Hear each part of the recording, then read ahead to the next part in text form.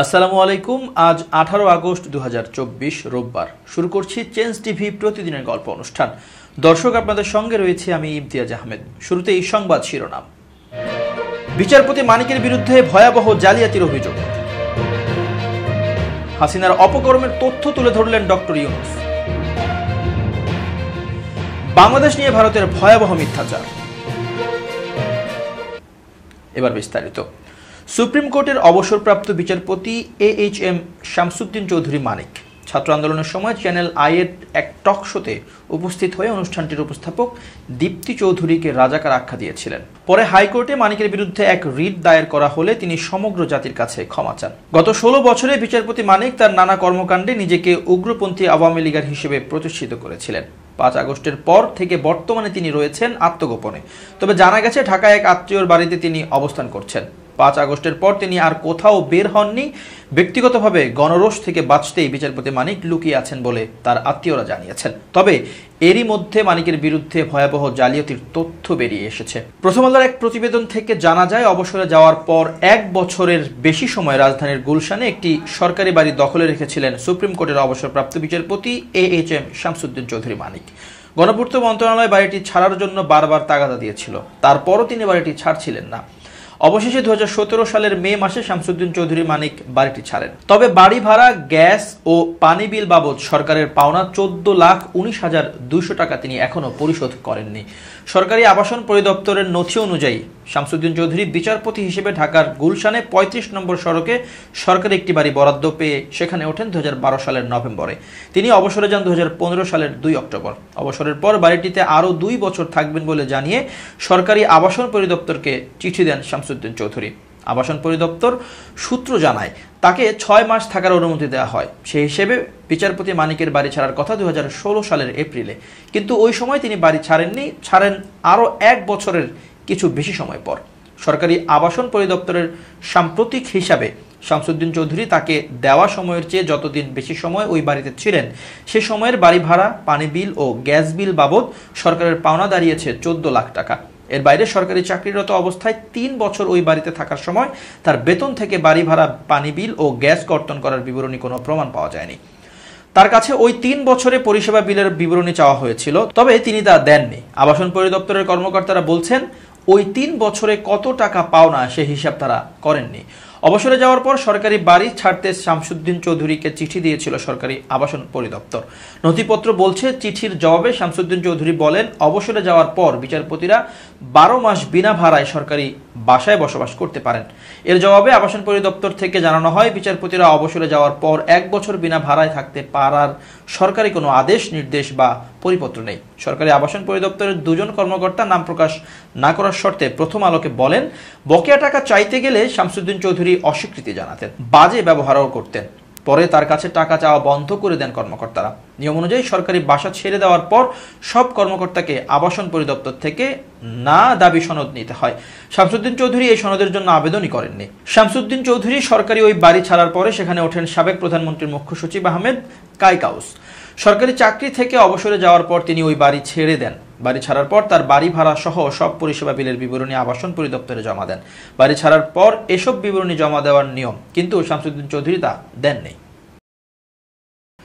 সংকটকালীন বাংলাদেশের পাশে থাকায় বন্ধু রাষ্ট্রগুলোর প্রতি কৃতজ্ঞতা প্রকাশ করে অন্তর্বর্তী সরকারের প্রধান উপদেষ্টা নোবেলজয়ী ডক্টর মোহাম্মদ ইউনূস বলেছেন, শেখ হাসিনার স্বৈরশাসন দেশের সব প্রতিষ্ঠান ধ্বংস করে দিয়েছে, বিচার বিভাগ ভেঙে পড়েছে, দীর্ঘ সময় ধরে গণতান্ত্রিক অধিকার ক্ষুণ্ণ করা হয়েছে, পাতানো নির্বাচন করা হয়েছে। সবকিছু সংস্কারের পরই নির্বাচন হবে। রোববার দুপুরে হোটেল ইন্টারকন্টিনেন্টালে বাংলাদেশে নিযুক্ত বিভিন্ন দেশের রাষ্ট্রদূত, হাইকমিশনার সহ জাতিসংঘ এবং বিভিন্ন সংস্থার প্রধানদের ব্রিফকালে তিনি কথা বলেন। ডক্টর ইউনূস বলেন, বাংলাদেশের মানুষ রাষ্ট্রের কাছে কৃতজ্ঞ। সংকটকালীন তারা আমাদের সহায়তা করেছে। বর্তমানে একটি চ্যালেঞ্জিং সময় পার করছি। 2 সপ্তাহ হলো বাংলাদেশে দ্বিতীয় বিপ্লব সাধিত হয়েছে। হাজার হাজার মানুষ স্বৈরশাসক শেখ হাসিনার বিরুদ্ধে প্রতিরোধ গড়ে তোলার পর তিনি দেশ থেকে পালিয়ে গেছেন। সাধারণ মানুষের স্বাধীনতার জন্য ছাত্র জনতা প্রতিশ্রুতিবদ্ধ উল্লেখ করে কূটনীতিকদের উদ্দেশ্যে ডক্টর ইউনূস বলেন, শত শত মানুষ মারা গেছে, হাজার হাজার মানুষ আহত। আমি আশা করি আপনারা আমাদের সহায়তা করতে পারেন। অনেক শিক্ষার্থী বুলেটের আঘাতে আহত হয়েছেন, অনেকের রাবার বুলেট চোখে লেগেছে। বাতিল করা হয়েছে মুবাশশিরা ফারজানা মিথিলার চুক্তিভিত্তিক নিয়োগ। তিনি কানাডার অটোয়ায় বাংলাদেশের হাইকমিশনের কাউন্সিলর হিসেবে নিযুক্ত ছিলেন।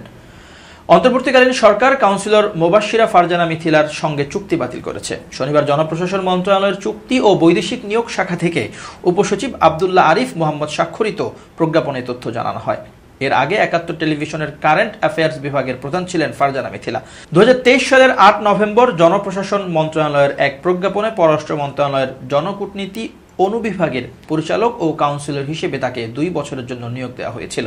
এছাড়াও আলাদা প্রজ্ঞাপনে স্মার্ট বাংলাদেশ টাস্ক ফোর্সের নির্বাহী কমিটির প্রধান পরামর্শক মোহাম্মদ মোস্তাফিজুর রহমান, কৃষি গবেষণা কাউন্সিলের নির্বাহী চেয়ারম্যান ডক্টর শেখ মোহাম্মদ বখতিয়ার এবং রাষ্ট্রপতির কার্যালয়ের জনবিভাগের সচিব মোহাম্মদ ওয়াহিদুল ইসলাম খানের সঙ্গে চুক্তি বাতিল করেছে এই সরকার। আরেক প্রজ্ঞাপনে শেখ শফিকুল ইসলাম প্রধান উপদেষ্টার প্রোটোকল অফিসার হিসেবে নিয়োগ পেয়েছেন।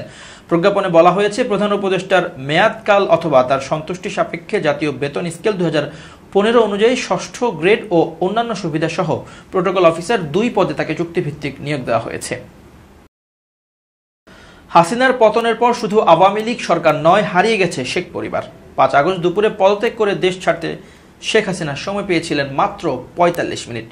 দেশ থেকে শেখ হাসিনা পালিয়ে ভারত গেলেও তার পরিবারের সদস্যরা কে কোথায় আছে তা নিয়ে রয়েছে নানা প্রশ্ন। একই সঙ্গে আওয়ামী লীগের দলীয় মন্ত্রী, এমপি এবং সিনিয়র নেতারা কে কোথায় গেছেন এই জিজ্ঞাসা অনেকের। একাধিক গণমাধ্যমে প্রকাশিত প্রতিবেদনে বলা হয়, গত ৫ আগস্ট দুপুরে তড়িঘড়ি পদত্যাগ করে সামরিক বিমানে দেশ ছাড়েন শেখ হাসিনা ও তার ছোট বোন শেখ রেহানা। ওই দিন তারা দুজনই গণভবনে ছিলেন। ধারণা করা হচ্ছে, শেখ হাসিনা ও শেখ রেহানা ছাড়া পরিবারের আর কোনো সদস্য তখন দেশে ছিলেন না। থাকলে তারা ওই বিমানেই দেশ ছাড়তেন।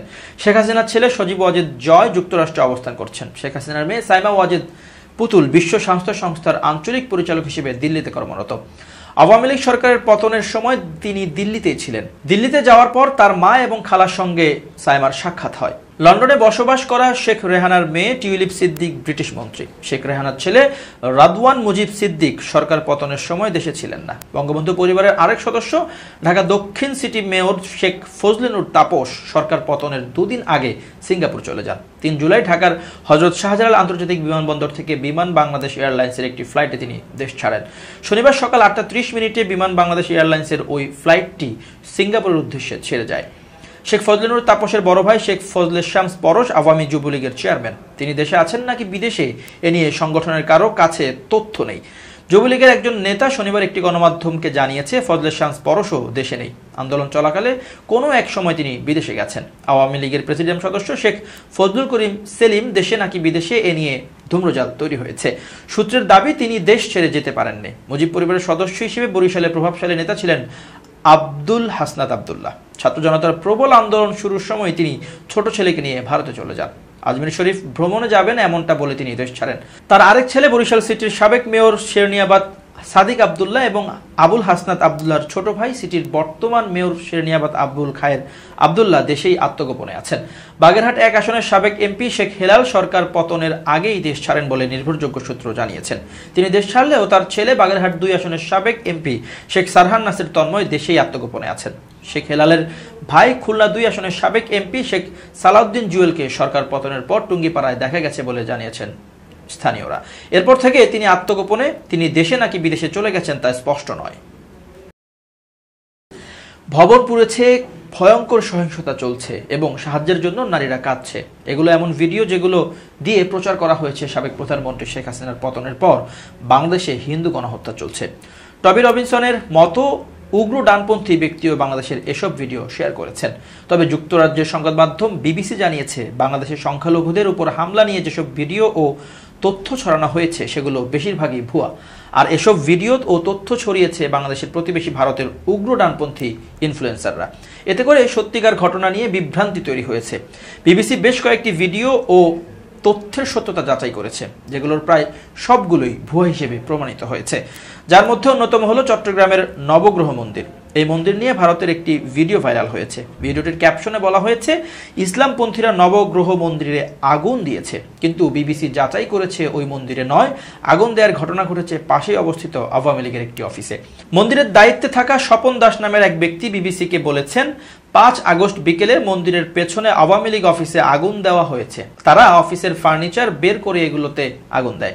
এছাড়া হিন্দু ধর্মাবলম্বী ক্রিকেটার লিটন দাসের বাড়িতে আগুন দেওয়ার বিষয়টি যে গুজব ছিল সেটিও জানিয়েছে বিবিসি। আসলে আগুন দেওয়া হয়েছিল মুসলিম ক্রিকেটার ও আওয়ামী লীগ সমর্থিত এমপি মাশরাফি বিন মুর্তজার বাড়িতে, কিন্তু ভারতে এটিকে লিটন দাসের বাড়ি বলে চালানো হয়েছে। একটি স্কুলে আগুন দেওয়ার বিষয়টিও তদন্ত করেছে বিবিসি। এতে দেখা গেছে স্কুলে আগুন দেওয়ার বিষয়টির সঙ্গে ধর্মীয় কোনো সংশ্লিষ্টতা নেই, এটি পুরোটি রাজনৈতিক। এসব ভিডিও বেশিরভাগই একাধিক অ্যাকাউন্টে প্রকাশ করা হয়েছে, যার মধ্যে অনেক অ্যাকাউন্ট হিন্দু জাতীয়তাবাদকে সমর্থন করে। ব্রিটিশ নাগরিক টমি রবিনসন হিন্দু নারীর সাহায্য চাওয়ার একটি ভিডিও শেয়ার করেছেন। টমি যুক্তরাজ্যে কয়েকদিন আগে হওয়া দাঙ্গা নিয়ে মুসলিম বিদ্বেষী ভুয়া তথ্য ছড়িয়েছিলেন। ভিডিওটির ক্যাপশনে এই উগ্রপন্থী লিখেছেন, হিন্দুদের জন্য আওয়াজ তুলুন, যখন ইসলাম মূল হয় তখন অন্যান্য সম্প্রদায়ের জন্য এটি বাস্তবতা হয়ে দাঁড়ায়। আমার দেশে এসব বন্ধ করতে চাওয়ায় আমি ক্ষমা চাইব না, তারা আমাকে যা ইচ্ছা তাই বলুক। তবে বিবিসি যাচাই বাছাই করে দেখেছে ওই নারীর বাড়ি এবং সেখানে থাকা একটি মন্দির পুরোপুরি অক্ষত রয়েছে। আর যে ভিডিওটি তৈরি করে ছড়ানো হয়েছে সেটি মূলত জমিজমা সংক্রান্ত একটি ঝামেলার। স্থানীয় কিছু শিক্ষার্থী বিবিসিকে ওই নারীর বাড়ি ও মন্দির অক্ষত থাকার প্রমাণও দেখিয়েছে। বার্তা সংস্থা এএফপির বাংলাদেশি ফ্যাক্ট চেকার কাদের উদ্দিন শিশির বিবিসিকে বলেছেন, হিন্দু মালিকানাধীন সম্পত্তিতে হামলা হয়েছে, কিন্তু ভারতীয় ডানপন্থী অ্যাকাউন্টে রাজনৈতিক এসব হামলাকে ধর্মীয় হামলা হিসেবে ছড়ানো হচ্ছে। অলাভজনক সংগঠন হিন্দু বৌদ্ধ খ্রিস্টান পরিষদ জানিয়েছে, সাম্প্রতিক সহিংসতায় 5 জন হিন্দুর মৃত্যু হয়েছে, যার মধ্যে 2 জন সরাসরি আওয়ামী লীগের রাজনীতির সঙ্গে জড়িত ছিলেন। রাজনৈতিক অস্থিতিশীলতার মধ্যে কেউ যেন মন্দির এবং হিন্দুদের সম্পত্তিতে হামলা না চালাতে পারে সেজন্য যে মুসলিমরা পাহারা দিয়েছে সেটিও উল্লেখ করা হয়েছে বিবিসির এই প্রতিবেদনে। এবার খুব জরুরি 1 মিনিট জানাচ্ছেন ইউনেস্কো ক্লাব পুরস্কার বিজয়ী সাংবাদিক আমিরুল মোমিনিন মানিক। খুব জরুরি 1 মিনিটে প্রত্যেককে আমন্ত্রণ। প্রিয় বন্ধুরা, আমরা অনেক সময় বিভিন্ন জনের কাছ থেকে প্রতারিত হই, বা ধরুন ভুয়া পুলিশ, ভুয়া দুদক কর্মকর্তা, ভুয়া আইনশৃঙ্খলা বাহিনীর সদস্যরা আমাদের কাছে এসে প্রতারণার ফাঁদ পাতে। সেই জন্যে আইডেন্টিটি কার্ড এটি খুবই জরুরি একটা বিষয়। যে কেউ যখনই আপনাকে চ্যালেঞ্জ করবে বা আপনাকে প্রশ্ন করবে, আপনার কাছে এসে কিছু চাইবে বা সহযোগিতার উদ্যোগ নেবে, তখন আপনি যাচাই বাছাই করবার জন্যে তার আইডেন্টিটি কার্ড চাইতে পারেন। আপনার মনের মধ্যে যদি কোনো সন্দেহ তৈরি হয় তাহলে নিকটস্থ থানা অথবা পুলিশ ফাঁড়িতে যোগাযোগ করে আইনি সহায়তা পেতে পারেন। সতর্ক থাকুন, সাবধান থাকুন, নিজের জীবনকে নির্বিঘ্ন করুন এবং অন্যকেও এই তথ্যগুলো জানান। ভালো থাকবেন, শুভেচ্ছা নিরন্তর। এবার দেশের বাইরের প্রসঙ্গ। ফিলিস্তিনের গাজা উপত্যকায় রাস্তার পাশে পুঁতে রাখা বোমা বিস্ফোরিত হয়ে দখলদার ইসরায়েলের 2 সেনা নিহত হয়েছেন। শনিবার সন্ধ্যায় মধ্য গাজার নেতজারিম করিডোরের পাশে এই ঘটনা ঘটে বলে জানিয়েছে ইসরায়েলি প্রতিরক্ষা বাহিনী আইডিএফ। নিহত সেনারা হলেন মেজর ইজহাক পেলেত এবং sergeant major Mordechai Yusuf Ben সোয়াম। ইজহাক পেলেত ছিলেন লজিস্টিক অফিসার, অপরদিকে মোরদেচাই ইউসুফ পেশায় ট্রাক চালক ছিলেন। তারা দুজনই সেনাবাহিনীর জেরুজালেম ব্রিগেডের 811 নং ব্যাটালিয়নের কর্মরত ছিলেন। ইসরায়েলি সংবাদ মাধ্যম টাইমস অফ ইসরায়েল জানিয়েছে, ইজহাক পেলেত সেনাবাহিনীর একটি বহরকে নেতৃত্ব দিয়ে গাজার জেইতুনে যাচ্ছিলেন। ওই বহরে সেনাদের জন্য যুদ্ধ সরঞ্জাম ছিল।